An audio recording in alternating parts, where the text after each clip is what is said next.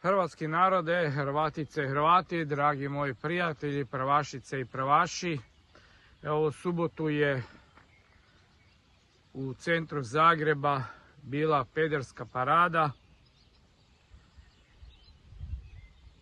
Tomašević je bio iz stranke sotonističke Možemo jugoslavenske na čelu i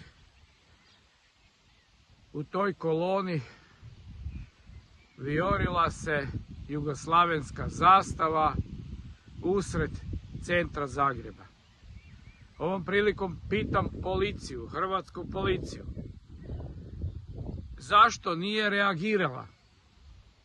Zašto nije uhitila osobu koja je nosila tu zločinačku zastavu? Zašto nije oduzela tu zastavu? Jer 90. godina upravo je pod tom zastavom Hrvatska bila napadana. Hrvati su bili ubijani, protjerivani iz svojih kuća, palile se naše kuće.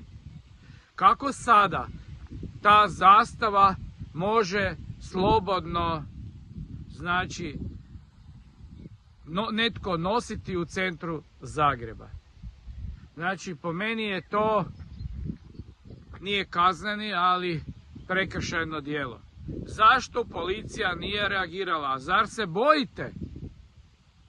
Ili je možda ovdje Jugoslavija? Još jedno pitanje. U Kumrovcu, gdje do 25.5. sjatilo se sve, znači iz Srbije, iz Bosne i Hercegovine, iz Slovenije, svi nose jugoslavenske zastave, petorake zvijezde, s kojima su se ubijali Hrvati.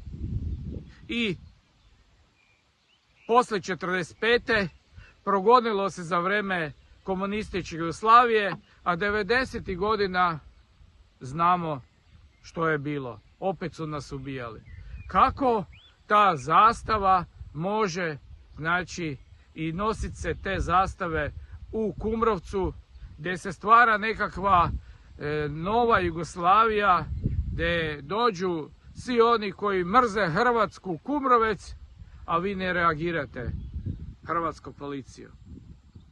Znači, jedno pitanje, zašto niste reagirali i dozvolili ste jugoslavensku zastavu s petokrakom zvijezdom da se nosi po centru Zagreba, i zašto ne reagirate u Kumrovcu također, gdje barjak, zastava koja je ruši Hrvatsku državu, koja je ubijala hrvatski narod, može slobodno biti u Hrvatskoj?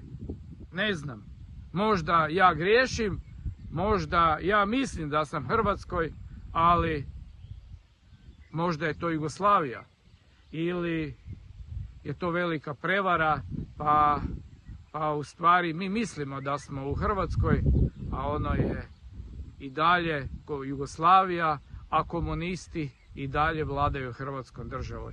Znači, njihova djeca i njihovi unuci. I zato nam je tako, hrvatski narode.